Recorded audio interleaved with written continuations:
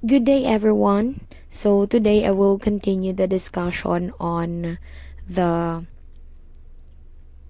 groups and teams in organization. And for my discussion, we will be tackling the social loafing and the tips in eliminating the social loafing.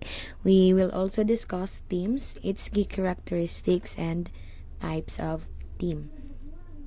So, have you ever tried cleaning your home alone with your siblings?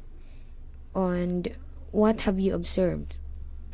So it is obvious that when you work alone, you get to exert more efforts than when you are working with your siblings. The same goes within our group.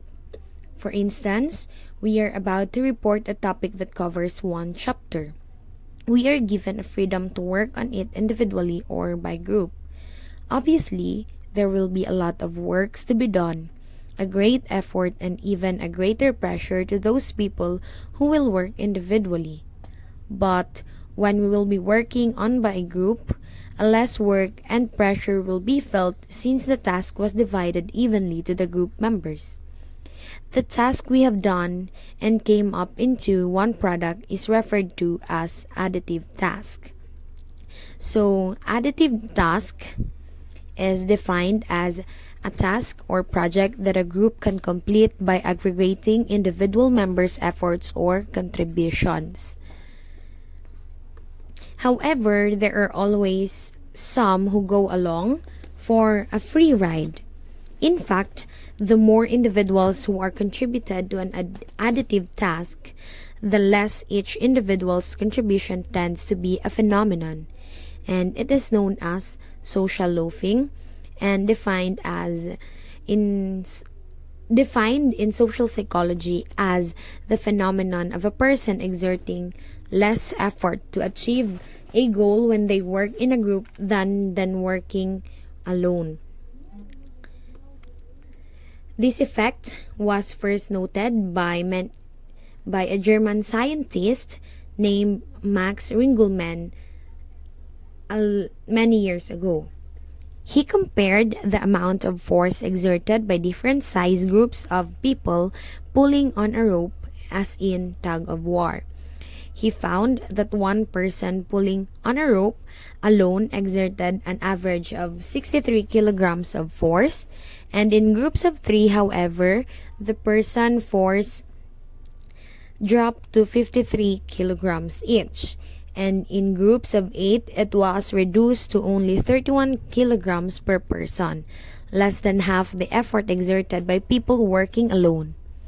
Social loafing effects of this type have been observed in many different studies conducted in recent years. The phenomenon of social loafing has also been explained by social impact theory. And according to this theory, the impact of any social force acting on a group is divided equally among its members. The larger the size of the group, the less the impact of the force on any one member. As a result, the more people who might contribute to a group's product, the less pressure each person faces to perform well. That is, the responsibility for doing the job is diffused over more people. Hence, each group member feels less responsible, perform at their best, and social loafing occurs. As we can see in this graph, that the amount of individual effort exerted in an individual, small group, and a large group. And we can see that the greater number of people who work on a group task, the smaller the contribution any one member of the group will make. So it is very common, especially in our group works. So here's the tips for eliminating the social loafing. First, of course, make each performer identifiable. Social loafing may occur when people feel they can get away with taking it easy, namely, under conditions in which each individual's contributions cannot be determined. Thus, social loafing can be overcome if one's contributions to an additive task are identified, and potential loafers are not likely to loaf if they fear getting caught. So, 'Di ba? For instance, we are working on a group project, and if if there is the person in our group, we have divided the task, and we can see that if not monitored, some of our group mates will just take our project easy. But when we put pressure on them, or we identify them as part of our group and monitor their work, they will put more effort to that because they are afraid, or they are ashamed of being caught that they are not working that much for the group project. Next, to make work tasks more important and interesting. Research has revealed that people are unlikely to go along for a free ride when the task they are performing is believed to be vital to the organization. So, um, if ever we are assigning reports or activity or a task to our group mate, they will think that either it is very important to the group or not, and if they think that it is not that important to the group, they will give less effort, or sometimes they will even procrastinate. And if they think that is very important to the group, they will put much effort to that and even work harder for it. And especially when that thing, the task that is assigned to them is somehow inclined to their interests, they will be performing in more effort. And the third one, managers should reward individuals for contributing to their group's performance. That is, encourage their interest in their group's performance. Doing this, example, giving all salespeople in a territory a bonus if they jointly exceed in their sales goal, may help employees focus more on collective concerns and less on individualistic concerns, increasing their obligations to their fellow group members. This is important, of course, and that the success of an organization is more likely to be influenced by the collective efforts of groups than by the individual contributions of any one member. So, for example, in a team, sales team, where of course you are tasked to reach a quota and to encourage everyone to make as greater sale. Most of the managers are giving incentives, and if if every one of us is making an effort, of course we will have the incentive, and the product or the result or the contribution of those actions to the group is somehow remarkable. And of course, for the last one, use punishment threats. Decrements may be controlled by threatening to punish the individuals slacking off, and thus loafing may be reduced. So, it is the contrary to the third tip where people are given incentives. Here in the fourth tip, we are using punishment threats. So, for example, in a group, um, if one member will not work on his part, either he will be fired, or a decrease in their salary will be inputted. So that's the meaning of using punishment threats. Now let's proceed to our next topic, the teams, empowered work groups. So we have here a question: what is a team? So we will be identifying a team by distinguishing them through their key characteristics. So we have the graph here, the table showing the characteristics of a group and a team.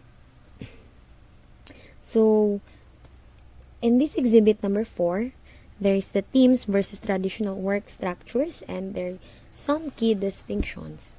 So teams differ from traditional work structures with respect to the key distinctions identified. So in traditional structures, there are no design around functions, no sense of ownership over the work products.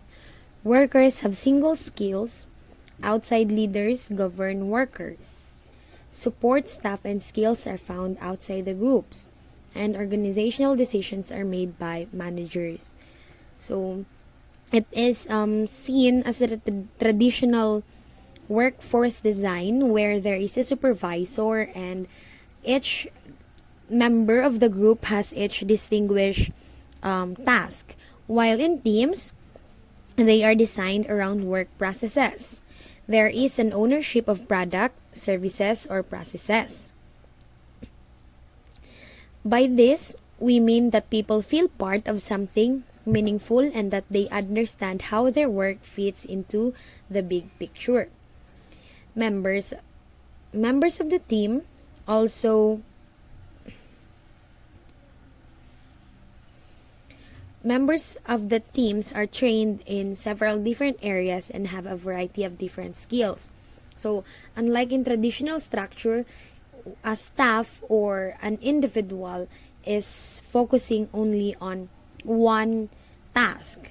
However, in teams, a member should have several skills to fit in different tasks.